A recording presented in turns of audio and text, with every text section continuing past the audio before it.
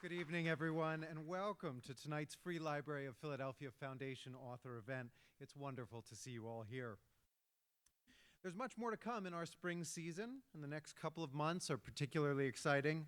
We're going to welcome to this stage scientists, novelists, sports writers, physicians, political commentators, and much more.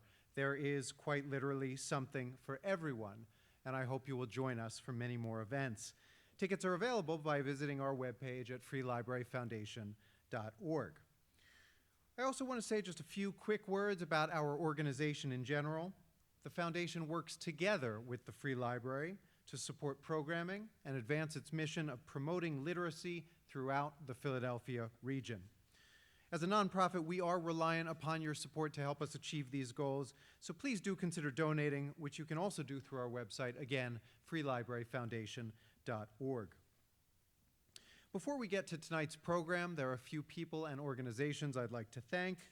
We are grateful first and foremost to this season's sponsor, Comcast, whose support allows us to keep these events as accessible and as affordable as possible. I would also like to thank Uncle Bobby's, our partner bookseller, and the Philadelphia Citizen, our media partner. And finally, I'd like to thank the volunteers, a dedicated group of library patrons whose loyalty to this program is unmatched. This evening you would have seen Kate as you came into the auditorium. We are so grateful for the volunteers' support. Tonight, we welcome Jennifer Haigh, who is the author of 7 best-selling, critically acclaimed works of fiction. Her first, Mrs. Kimball, won the PEN/Hemingway Award for debut fiction. More recently, Mercy Street was named a Best Book of 2022 by The New Yorker and won the Mark Twain American Voice in Literature Award. Tonight, she will be speaking with us about her terrific new novel, Rabbit Moon, which a recent review in the Washington Post called, quote, impressive for its scope, ambition, vibrant characters, and its unsettlingly graphic, resonant story. She will be joined in conversation by Elise Juska, who is the author of the novel Reunion, named a New York Times Editor's Choice and which is forthcoming in paperback this May.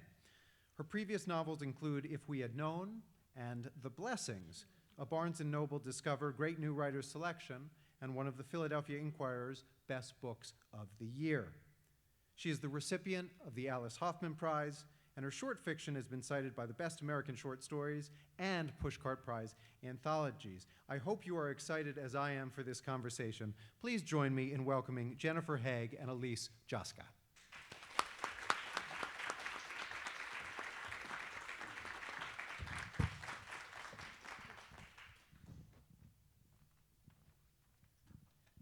Welcome, everyone. I'm so excited to be talking to you about this book. As I think you know, I'm a Jennifer Haigh superfan. I have loved all your books so much.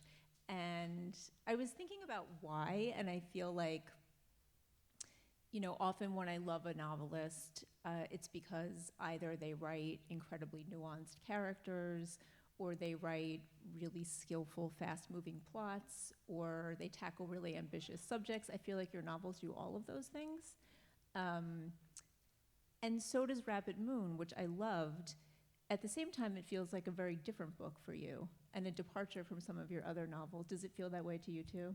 Yeah, it does. Yeah. You know, this is my 8th book, and it's really hard to feel like you have something new to say. It's the great challenge of mid-career for writers, to find new things to say.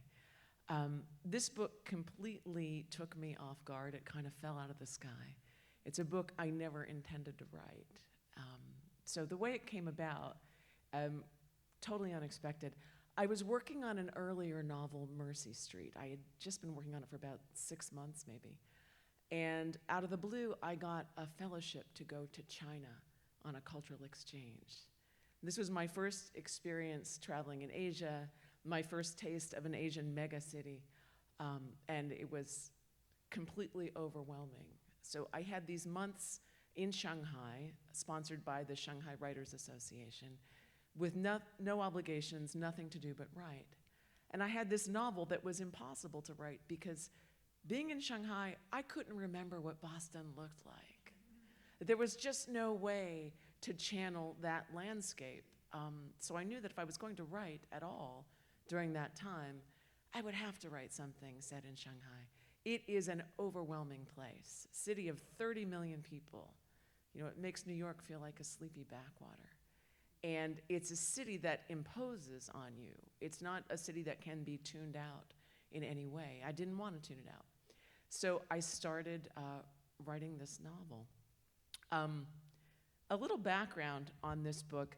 In the time I was in Shanghai, I was living in an apartment tower, tall building, and like many buildings in China, it had a mix of apartments and businesses on every floor. So you would have a couple of apartments in between an acupuncture salon, an acupuncture clinic and a nail salon, and my apartment was 2 doors down from a hair salon. So in my time in Shanghai, I became very fascinated with the comings and goings of people from this salon, including one young man I saw every day in the elevator and on the street, smoking cigarettes. And he became an inspiration for a major character in the book, the character Johnny Do. So it feels so different because it is so different, and it was suggested by an experience that was totally unprecedented in my life, and a place that I could compare to no other place. So it really did feel like writing a novel for the first time. So was your actual writing process different there? And I'm just, for context, wondering about what is your setting at home, or what does that look like? And here, were you writing in public? Yeah, this was a huge departure for me. For 7 books, I have been the sort of writer who holds up in a quiet corner of a quiet building and then wears earplugs and then wears those earmuffs that construction workers wear over my earplugs in my quiet building. I'm very easily distracted. So I've never been the sort of person who can sit in a cafe, sipping a latte, scribbling pages. I hate those writers. I don't know how anybody can do that. And so it's always been impossible for me. But in my months in Shanghai, I found that I could write in public because I do not have any grasp at all of the Chinese language. And there was consequently no danger of me eavesdropping on somebody else's conversation and getting absorbed in what they were talking about, which is what would happen to me at home in Boston, or even traveling in France or in Germany or in Italy or in Spain, places where I have some grasp of the language. In China, there was no way I could do that. So I could be out among people, watching people, observing my surroundings, and still be completely in my story and have my own language running through my head. So this changed the writing in all kinds of unexpected ways. One thing that I was struck by in the writing process was how much faster this story moves than anything I've ever written.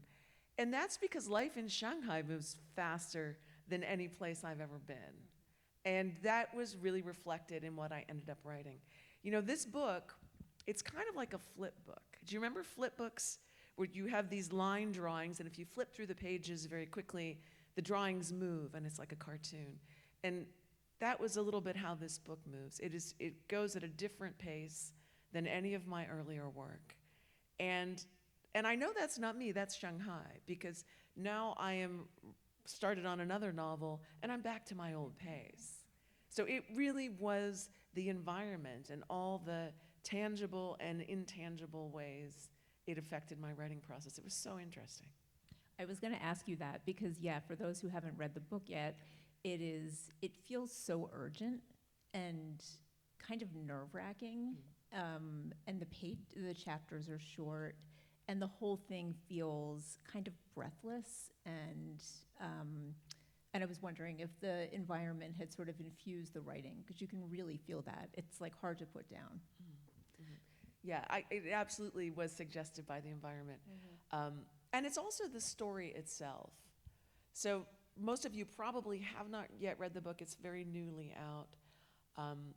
But I can tell you that it begins with a hit-and-run accident. This is not a spoiler because it literally happens in the first 2 pages. There is a young American woman who is hit by a car in Shanghai. I have always felt as a novelist that a novel begins with the moment after which nothing will ever be the same. And that has been true in every novel I've written. In this case, it's very clear what that moment is. It's this terrible accident that happens right up front. So everything else that happens in the book proceeds from that moment of the accident. And I can tell you exactly where that came from. In my time in Shanghai, I lived in mortal fear of being hit by a car. Now, this is a city with the most frenetic traffic of any place I've ever been, and I live in Boston. But Shanghai was, at the time I was there, this was 2016, so it's some years ago already, Shanghai was very newly wealthy.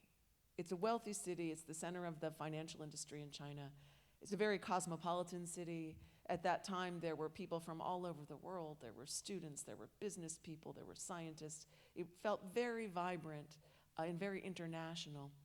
But there were also a lot of cars on the road and no room for them. A generation earlier, it would have been unusual for a middle-class person in Shanghai to own a car. But that was no longer the case. And so there were more cars than there was space for. And on a nearly daily basis, I witnessed a fender bender or a bike accident or sometimes even a pedestrian being hit. And I started to obsess about this, like being really nervous crossing the street and thinking, wow, what if I did get hit? What would happen? Well, I guess they would go to the American consulate and they would contact my family, and I don't know, I guess my family would come here. And that's what happens in the book. That is, it completely grew out of my own fears in my time in Shanghai. Yeah, there are so many riveting moments in this story, and the opening is so riveting and sets in motion all of these different tensions as we wait to find out who this girl, Lindsey Litvak, is and why she was there, and how this news will travel to her divorced parents, Claire and Aaron, and her sister Grace, who's away at a sleepaway camp in New England. So we have this really fast opening, and it sets in motion all of these different strands. And I was thinking about how, absolutely awful it would be to find out your child's been in an accident, anywhere, but much less on the other side of the world. And then to arrive there and find this place so intense, so accelerated, bombarded with advertisements for Shanghai Disney, and just how extra sort of destabilizing that environment is in this story. Shanghai Disney makes a number of cheerful, insidious appearances throughout the book. Did you want to say? It's crazy to think about that now, because when I was there, Shanghai Disney had just opened. And it was a remarkable moment. It was a moment of such openness in this city. There was such receptivity toward foreigners, toward different cultures. There was real curiosity. And as I was writing these pages, of course I didn't know it, but this was pre-COVID Shanghai. None of us knew it then, but that city got hit so hard by the pandemic, and lockdown in Shanghai was a whole other order of magnitude from anything we experienced in the US. So when I look at the book now, it's so poignant to me to see how vibrant and open this city was, and how the culture was opening to the world. And I think if I went back there now, Shanghai would feel very different. I suspect it would. I know it would, just judging by how quickly everything was changing, even while I was there.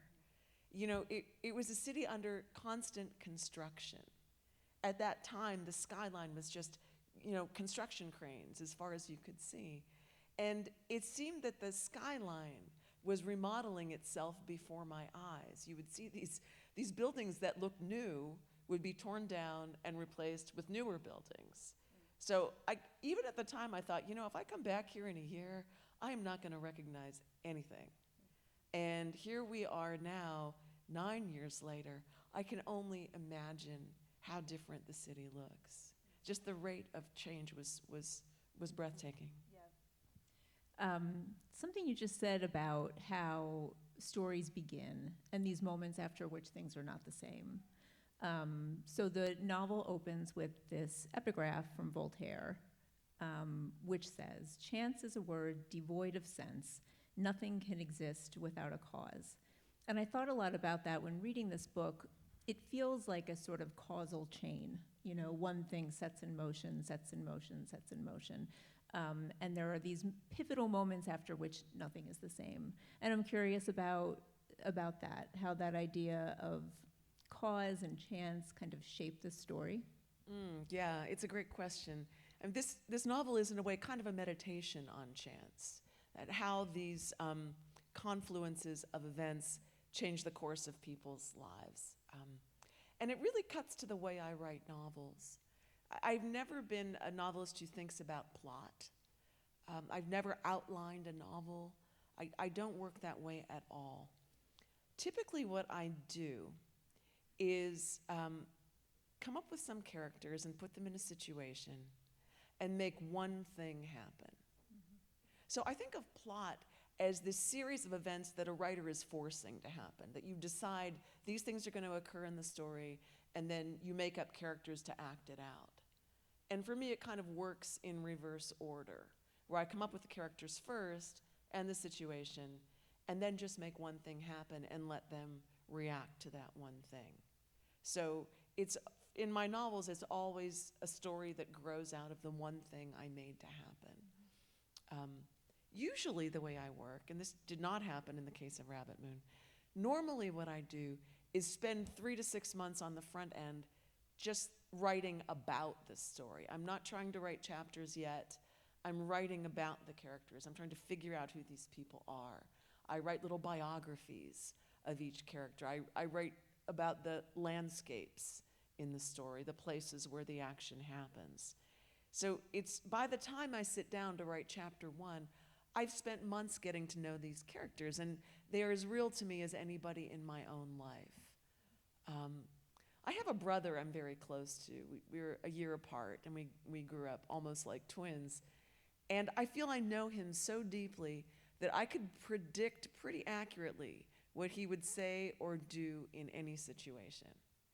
And that's how I want to feel about my characters. So when I put them in a situation, I know them so well that I know how this is going to, trip their switches, how they're going to react, what they'll say, what they'll do. In the case of Rabbit Moon, I didn't have the luxury of spending those 3 to 6 months because my time in China was finite. I was there for 3 months, and I knew that I had to write fast, and that is not natural to me. I am not a fast writer. So I wrote fast and messy without doing all the preparation I would normally do. I was writing in tea houses, writing in train stations, writing in public parks. I was writing about what I was seeing, writing about the people around me, and writing about the imaginary characters in my head. And I wrote a ton. It wasn't finished, it didn't make sense yet, but I got a lot down on the page. And then I had to go back to Boston and finish this other book, Mercy Street. So I didn't look at those pages for 5 years. Oh, wow. I've never done that before, and I was not at all convinced that I would look at these pages and I would still want to work on it, or that it would even feel alive to me anymore. So it was a risk I took, but there was no other way to do it. So after I finished writing Mercy Street, I pulled out these pages and dusted them off. And to my great surprise, they did feel alive, and I knew exactly what to do with them. I had a teacher, I did an MFA at the Iowa Writers Workshop, and my teacher, Ethan Kanan, used to say, if everybody had 20 years to write a novel, nobody would need an editor. And I think that is exactly right, that not looking at it and not thinking about it for so many years gave me such clarity on this story. It was so obvious to me what was missing, what holes I needed to fill, where I had taken wrong turns or made missteps. I never have that kind of clarity when I'm working because I never put it down long enough to let it breathe like that. So I don't know whether this will permanently change the way I write novels, but it was a really interesting exercise. And it's so great that 8 books in, you can still, that there's still a lot to learn about how to do this. This really felt to me like I was writing a novel for the first time. And that is a hard feeling to come by at this stage of the game. That's so fascinating about the 5-year gap. So when you left Shanghai, you had a messy but finished draft? You had an ending? No, I didn't. I didn't have a finished draft. I had a lot of a draft, and it was messy. It had big holes in it, and I hadn't written the ending yet. I had not. I always have a lot of anxiety about writing the endings because, as I said, I don't make outlines. I never know how a book is going to end. And it's really important to get the ending right. You know, you've all had this experience as readers where you read a novel that starts so well and you love the characters and you're completely riveted, you can't put it down. And the ending is so disappointing and so wrong that you want to throw the book across the room. You don't remember it as the novel with the great opening chapter. You remember it as the novel with the lousy ending. So it's kind of like, if you crash the plane, no one remembers how good your takeoff was, you know? So I always live in fear of crashing the plane. And in the case of Rabbit Moon, I had no idea how it was going to end until I pulled it out after 5 years, and then it was very clear to me what needed to happen. You mentioned getting to know characters so well, you feel like you're living with them and you know them and you can predict what they would do and say. And I think that's something that's so remarkable about all of your books. Your characters, many of the books are written from multiple perspectives, and all of the people in them feel so embodied and so rounded and so nuanced. So in this book, we experience the story from the perspectives of Claire, the mother, Aaron, the father, Grace, Lindsey's sister, Johnny Dew, Lindsey's friend, Lindsey herself. I'm wondering if there were certain characters who was the most challenging to write, and who was the most surprising? You know, it's an interesting question about point of view. Most of my novels do have several different points of view. And it's what I most enjoy about writing novels is the gaps between people, even people who know each other well and are very close.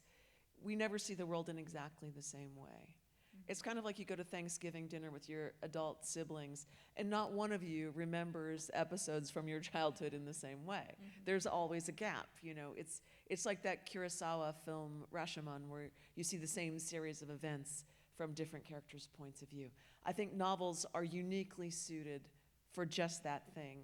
And in the case of Rabbit Moon, you're seeing this action from these, mainly from 4 different points of view, the 4 members of the family. Lindsey, the young woman who's hit by the car, her divorced parents, and this younger sister, Grace, who is, at the beginning of the novel, she's away at summer camp. So I don't know, in writing those 4 points of view, I loved all of them and was exasperated by all of them to varying degrees. I particularly love writing about divorce. It's one of my favorite things to write about, because, you know, it goes back to what I said earlier about how a novel begins with the moment after which nothing will be the same. Well, when you're writing about a divorced couple, you're always implicitly writing about what went wrong. Even if you're not writing about that, you're always writing about that. So that history is always present. And in the case of Lindsey's parents, Aaron and Claire, they had a very acrimonious divorce. It's not that long ago. They've only been divorced 3 years. And they've not been in the same room since then. So here they are, they find themselves in China in this really traumatic situation. You know, their daughter has been injured in this god-awful accident, and they have to deal with each other. So it gave me a lot to work with dramatically. And I found an interesting thing happened when I was writing this couple. When I was writing from Claire's point of view, I was so irritated by Aaron. And when I was writing in his point of view, I was so irritated by Claire. You know, and I realized for me, writing in a point of view, it's really a loyalty exercise. That when you're writing from a character's point of view, you must take that character's side. Even if you know that a week later you're going to be writing from another character's point of view and you're going to take the other side later. Still, in the moment when you're writing from some character's perspective, you got to take her side in all things. It's kind of like the way actors develop characters. And, because my first love was theater, I was a theater kid. I first started writing plays before I ever wrote fiction. I approach writing characters the way actors approach developing characters. You don't pass judgment on a character you're playing, you become that character.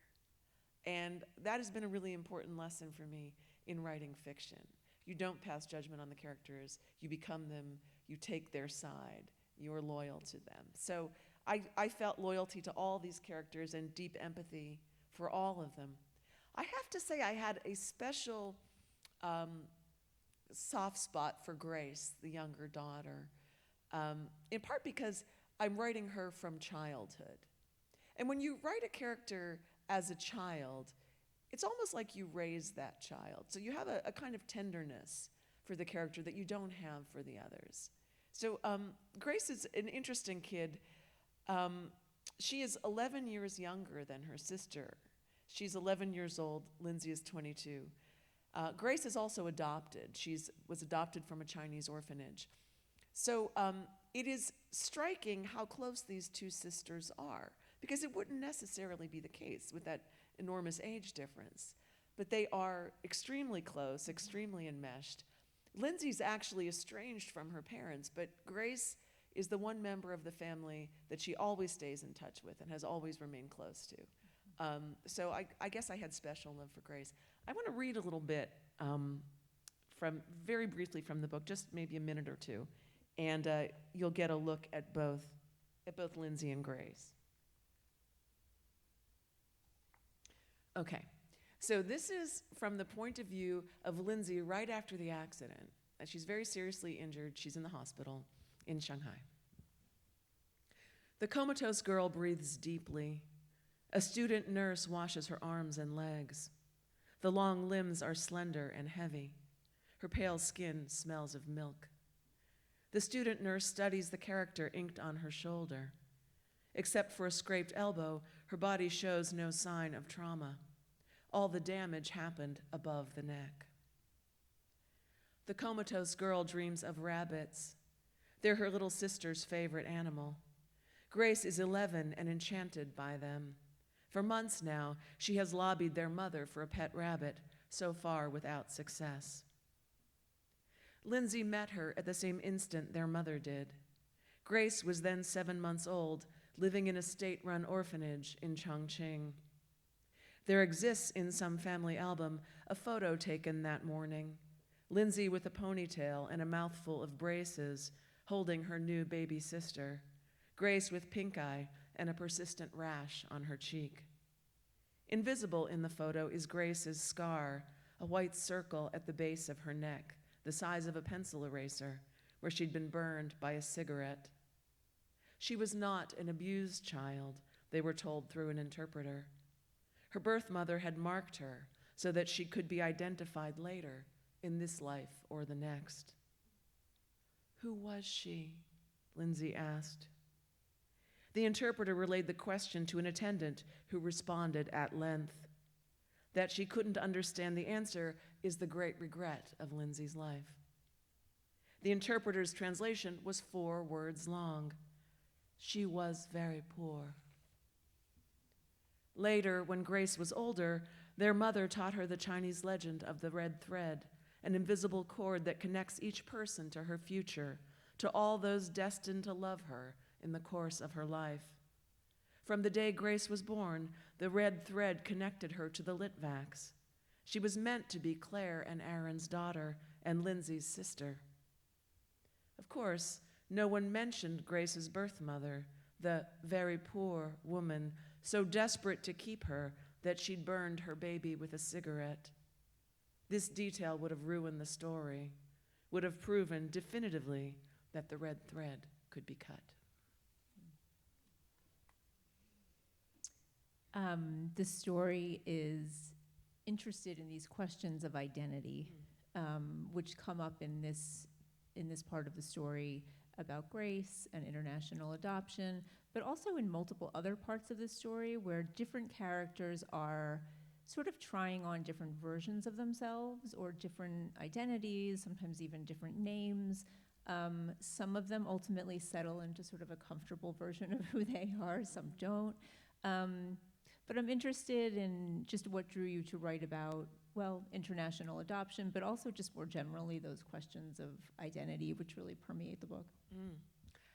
Well, the adoption question has been interesting to me for a very long time. I have close friends and family members who have adopted daughters from China right around the time Grace was adopted. This was 2005, 2006, where that was sort of the peak of these adoptions of infant girls from China by US couples. These stories are so interesting to me because they're so different from each other. You know, among the adoptive families I know, that no two stories are the same. So when I was writing this novel, I talked to parents who'd adopted daughters from China.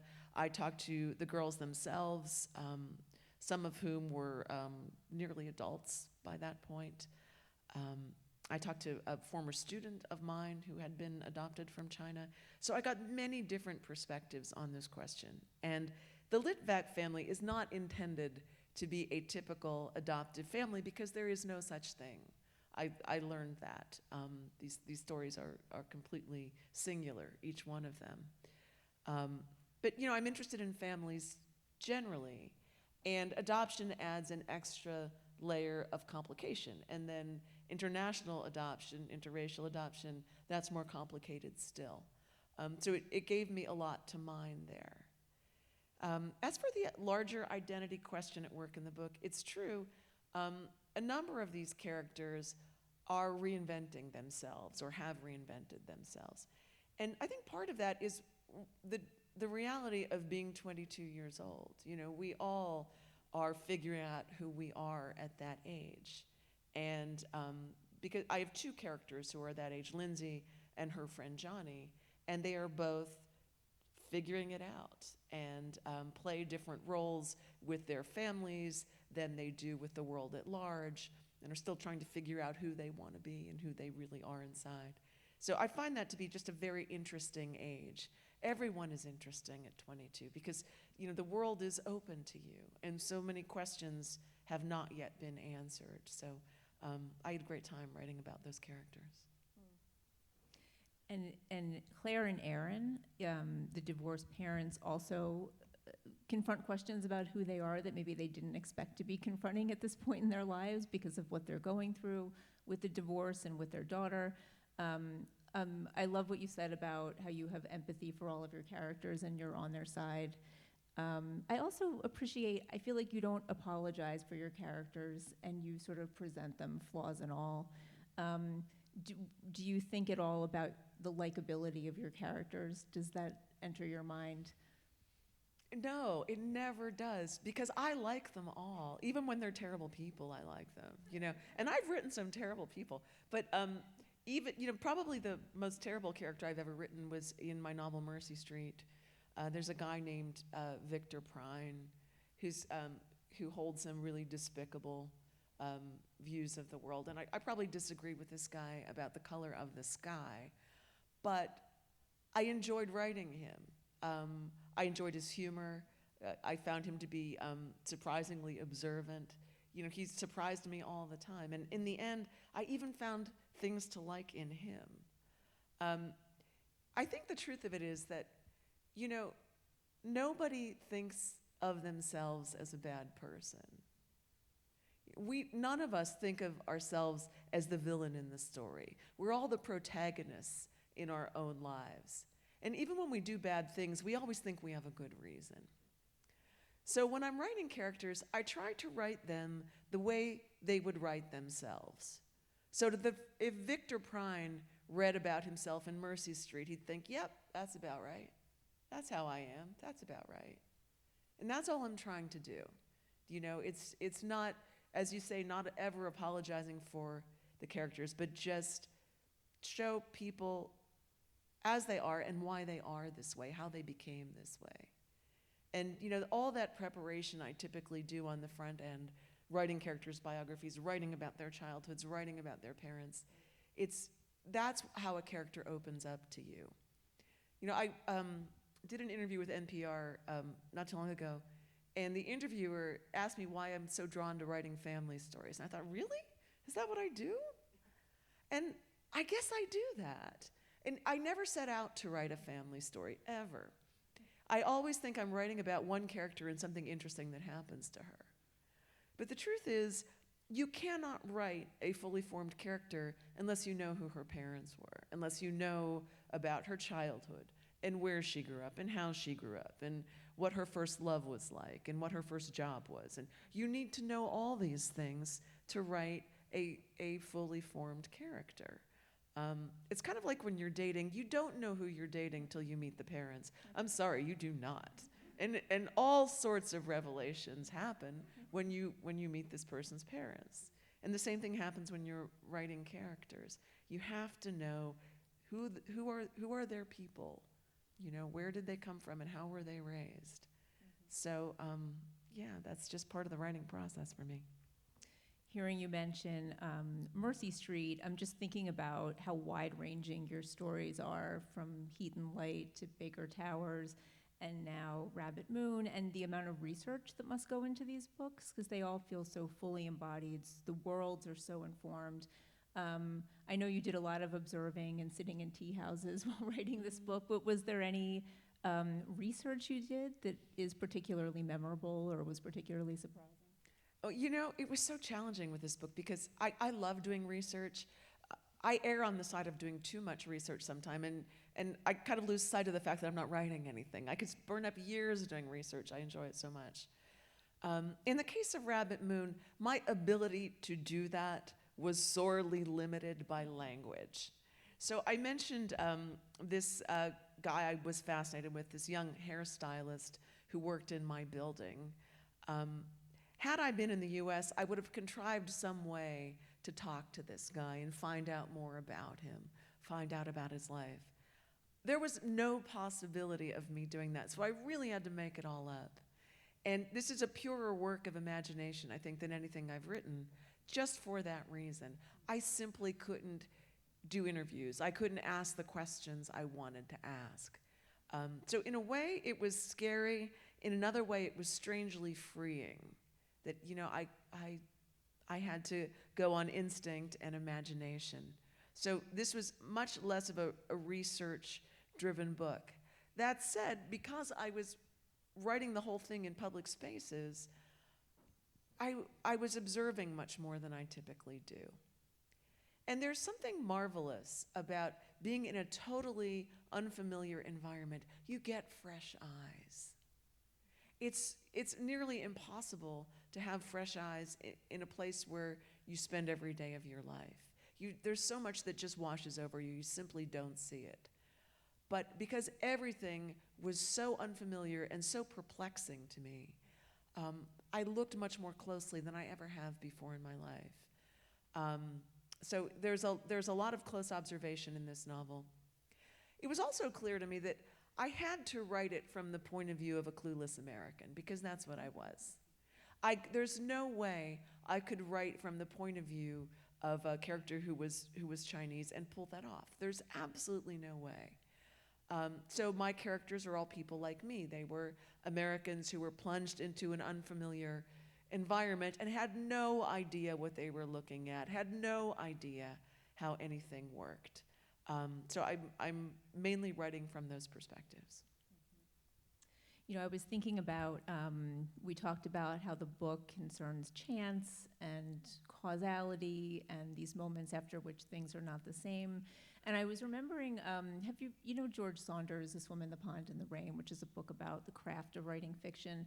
And I recall that he said in there that he's taught many promising young writers. And what distinguishes the ones who go on to be successful is their willingness to revise and their understanding of causality, those two things. Oh, and I was great. Thinking about that, and because this feels like a book about that idea, but also fiction writing is so much about that idea of causality. And then I was thinking of the revision piece. You touched on it a little bit.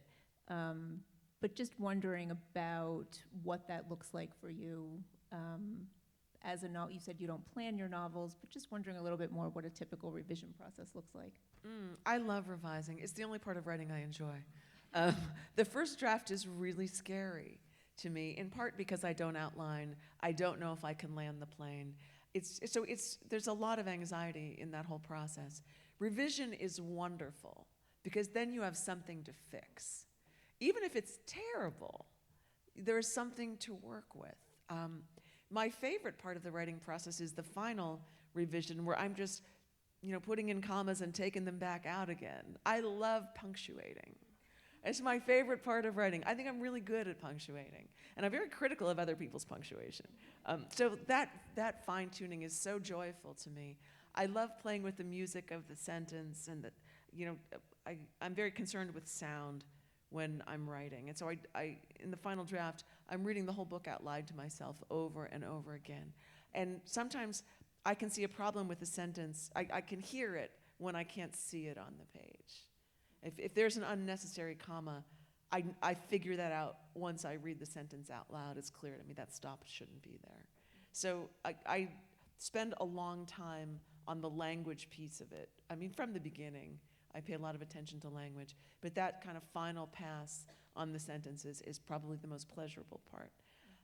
I do many drafts because I get a lot of things wrong in the first draft. And the second draft is a little less bad than the first draft. But no one ever sees my first draft, and no one ever should. I have this agreement with my husband, who's also a writer, that I'll tell him when it gets to the point where if I get hit by a bus, he should publish it. If it's the second or third draft, no, he should just burn it. It should not be published. He should not even look at it.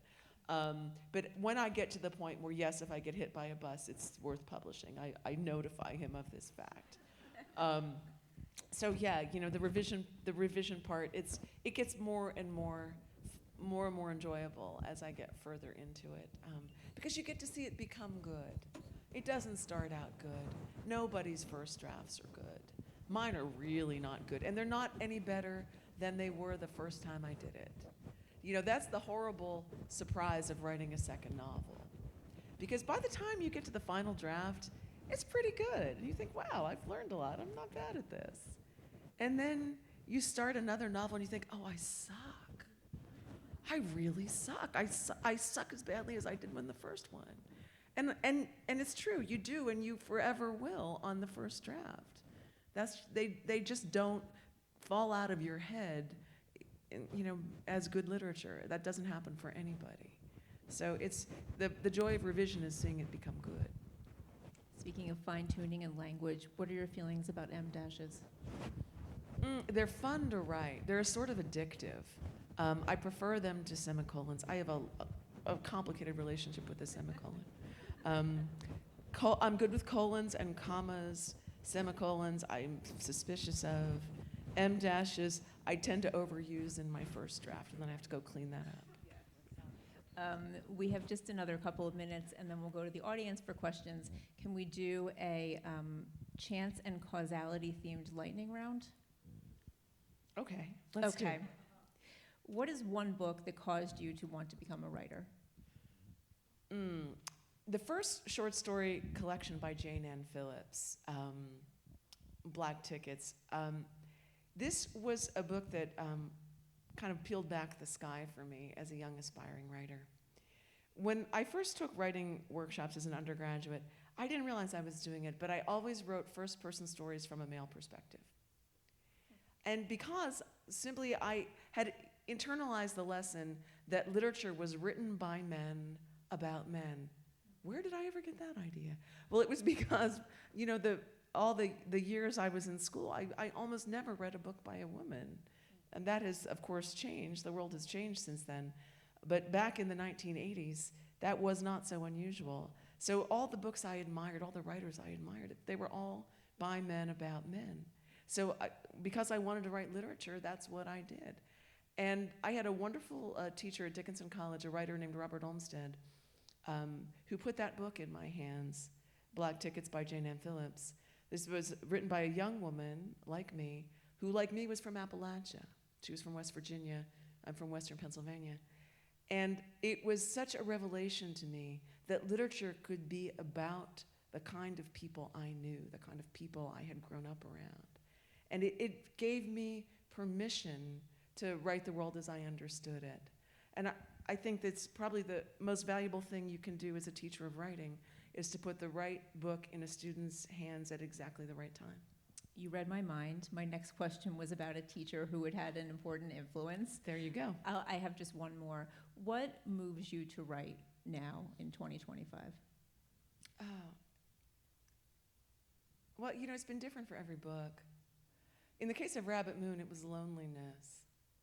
It was that deep loneliness of being isolated by language. And, you know, the months I was in Shanghai were terribly, terribly lonely. And the great thing about writing for me is it is like having a conversation with a best friend you've never met. And so it's really, you are creating someone to have a conversation with if no such person is available. So that loneliness to me it's very productive. It's a very fertile kind of thing. You know, when I first started writing a lot when I did a junior year abroad, and I was in France for the year, and my French wasn't yet good when I first landed there. It was getting better, but I was really limited in the kinds of interactions I could have with French people. It was, you know, I would have the kinds of conversations a small child would have. So I could not express complex thoughts in French, not yet. So kind of in desperation, I started writing a lot. And it was really the best thing in the world for me as a young writer, was to be deeply alone. Thank you. And now we have time for some questions from the audience, if anyone has a question.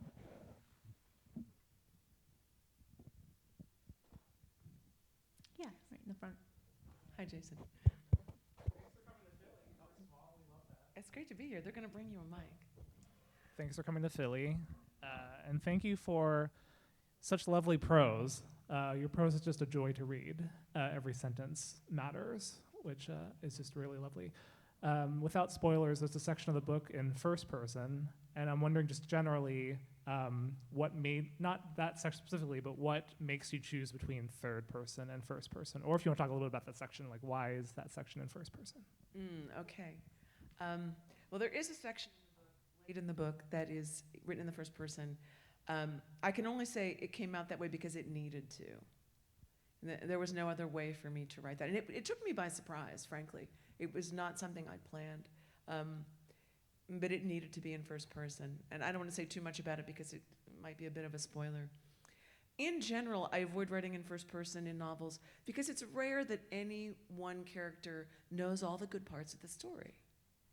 It's extremely rare. So I like writing in different points of view because, as I said, you see the gap in the way different people perceive and understand what happens. There was one novel I wrote in the first person, sort of by accident. I'd started out writing it in third person, which is more natural to me. And this was my fourth novel, Faith. Some of you might know it. It's a story set in Boston, where I live. And I wrote it shortly after the clergy sex abuse scandal became public in Boston. It was such a seismic story in the city of Boston, which was at the time was the most Catholic city in America. It no longer is. But that novel concerns a Catholic priest who is accused of molesting a child in his parish. That novel is the only one I've written in first person. It's told from the point of view of the priest's sister, who at the beginning of the novel does not know whether he did this thing he's accused of doing. I'd been working on it for about a year before I understood that that's how it needed to be written. And it needed to be in first person because these stories of sex abuse of children are always mysteries. It's always hard to get to the bottom of them because only two people know what happened, and often a child is too traumatized to talk about it, and often the accused is not telling the truth. So they're all mysteries, and I realized that that novel was a mystery, and so it needed to be told by somebody who did not know the truth of what had happened behind closed doors. So that was why that had to be a first-person novel. I don't know if I'll ever do another one. It's possible, but it hasn't come up again. And Rabbit Moon is mostly these roving points of view from several different characters, and then there is the one first person. And once you've read it, maybe it will be clear why it had to be in first person. If not, Jason will talk about that. I don't want to give any spoilers. Another question? Yeah. We'll wait for the microphone. Thank you. I'm about a third through the book and turning pages rapidly. I wonder if you could say a little more about the inspiration to include the Grace character, where her character, the idea for her character came from, and more about the role she plays in the story without spoiling. Okay. Well, part of this, as I said, came from my interest in international adoption. But Grace is really critical to the story, even though she is not there in China with the rest of the family when the novel starts. Grace is the catalyst for this family in many ways because she is the reason why any of them are in China. Her older sister, Lindsey, has a real fascination with China that is a direct result of her parents having adopted Grace. So when Claire and Aaron adopted Grace, they were very concerned that she learn about her cultural heritage. They wanted her to learn the Chinese language. They wanted her to have a tutor. They wanted her to have calligraphy lessons and Chinese dance lessons. And Grace, as a small child, wanted no part of this. She was completely resistant to the entire idea. She didn't want to hear about being adopted. This is her family, and she just did not want anything to do with it. However, her older sister, Lindsey, was very receptive to all of this. And this language tutor that Grace wanted nothing to do with ended up becoming Lindsey's language tutor. And Lindsey learned Mandarin from a very young age and became quite fluent. So the whole reason Lindsey is in China in the first place is because she goes there to teach English. She's a college dropout. She's somewhat estranged from her parents and really wants to get as far away from them as she possibly can. So she's already been studying Chinese for years. She's in love with the language. She's in love with the culture. And she jumps at the chance to go be a teacher of English in China. So Grace, in this very direct way, is the catalyst for the whole family's relationship with China. Another question?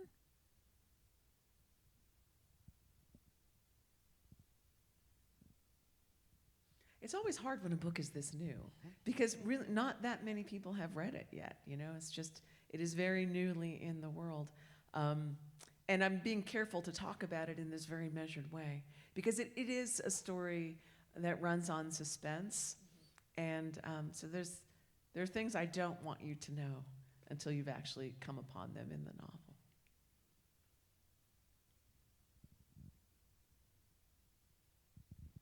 Oh, there's one. In the middle?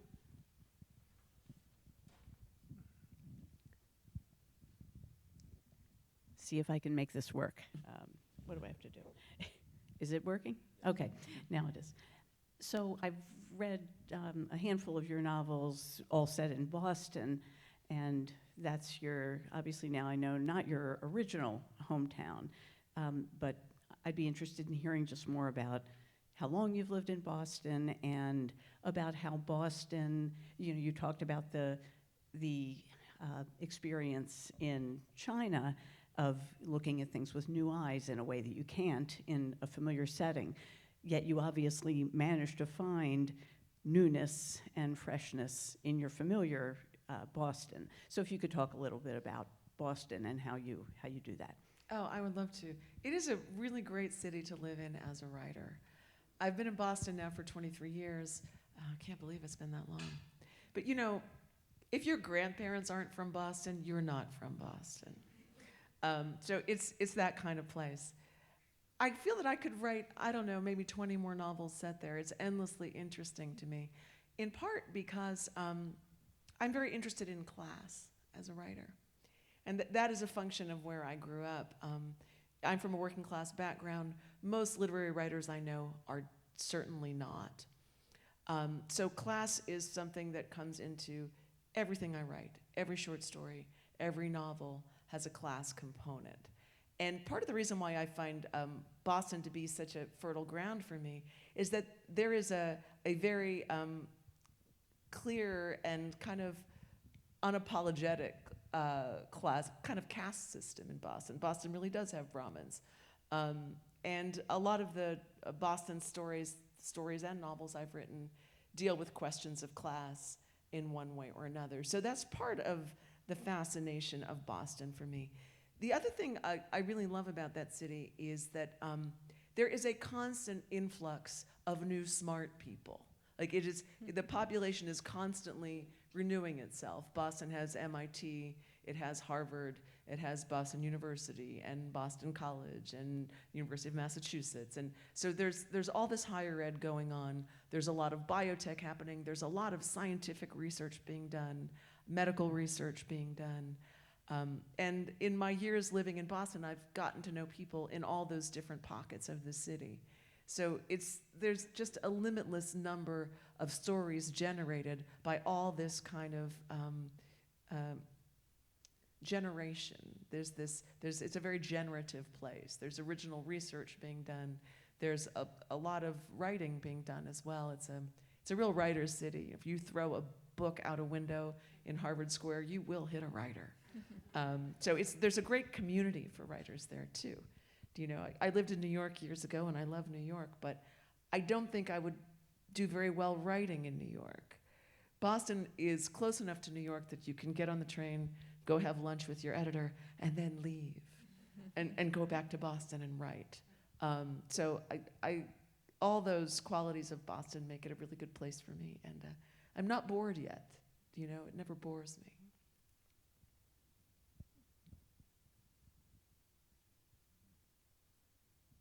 That question of place has always been really operative for me as a writer, because about half my books, 3 of my books, are set in western Pennsylvania where I grew up.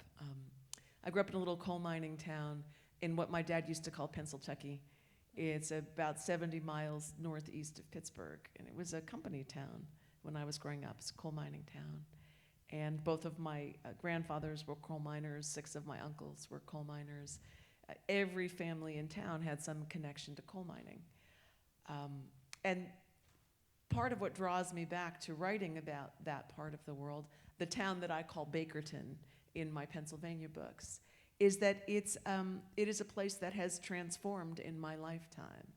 So when I was a kid growing up there, the mines were still cranking, and these were prosperous little towns, and families were doing well. But by the time I graduated high school, the mines were completely dead in that part of Pennsylvania, and the towns had changed unrecognizably and have continued to change.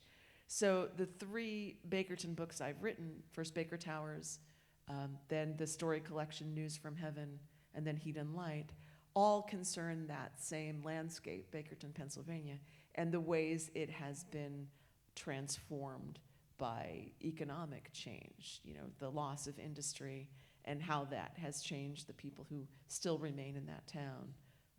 The town I grew up in it's almost a ghost town at this point. It's a fraction of the size it was when I lived there, and most of the people left are people who are retired and don't need to earn a living anymore.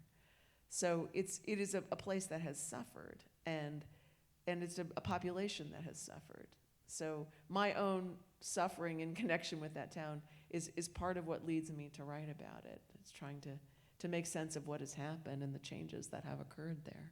So those are 3 books that are all very much books about place and also books about class. Mm-hmm. And then I went on to write these books set in Boston, and they also are in a different way books about place and books about class.